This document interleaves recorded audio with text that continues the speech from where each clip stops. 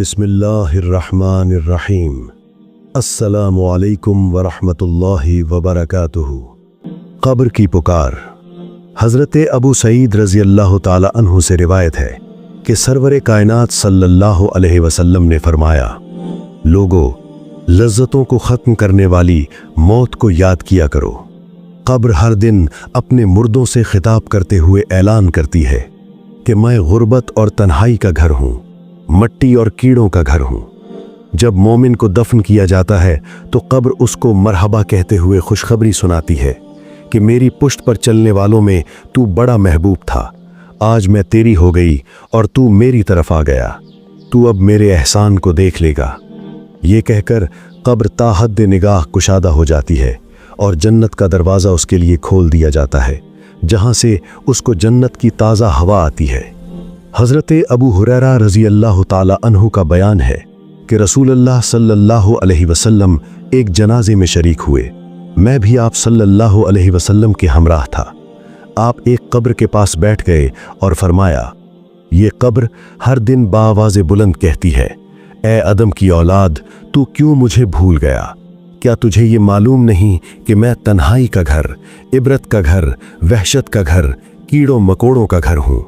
मैं बहुत तंग घर हूँ, मगर अल्लाह जिसके लिए कुशादगी का हुक्म फरमाएगा उसके लिए कुशादा हो जाऊंगी। इसके बाद आप सल्लल्लाहु अलैहि वसल्लम ने फरमाया, ए कब्र, तो या तो जन्नत का चमन है या फिर आग का एक तन्नूर। हज़रत अबू हज्जाज रज़ी अल्लाह ताला अन्हु से रिवायत है कि रहमत आलम सल्लल्लाहु अलैहि वसल्लम ने फरमाया, मुर्दा जब कब्र में रखा जाता है तो कब्र उसको कहती है, ए इब्ने आदम, तू हलाक हुआ, तुझे किस चीज़ ने मुझसे धोखे में रखा? क्या तुझे मालूम न था कि मैं फितना, तारीकी और कीड़ों मकोड़ों का घर हूँ? तुझे किस चीज़ ने मुझसे बहका कर निडर कर दिया और तू मेरी पुश्त पर खूब अकड़ कर चलता था? अगर वो मुर्दा नेक होता है तो उसकी तरफ से कब्र को जवाब देने वाले जवाब देते हैं, ए कब्र, तू देख तो सही इसके आमाल कैसे हैं। ये अच्छाई इख्तियार करता था और बुराई से बाज रहता था।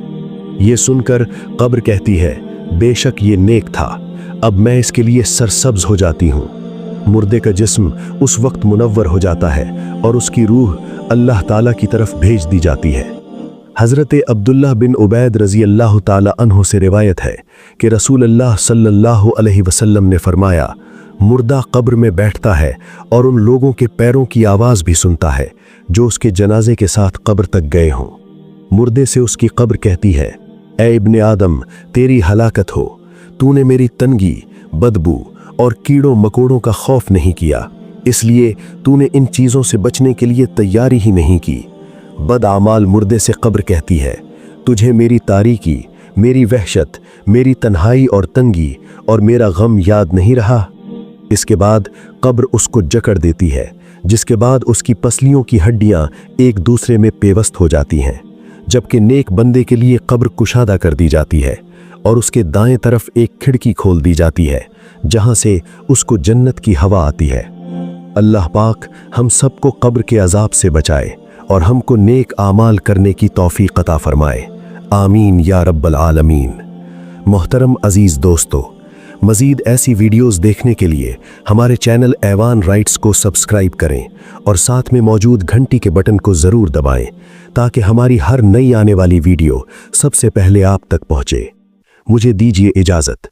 ज़िंदगी रही तो अगली बार एक और वीडियो लेकर आपकी खिदमत में हाजिर हूँगा। तब तक के लिए खुदा हाफिज़।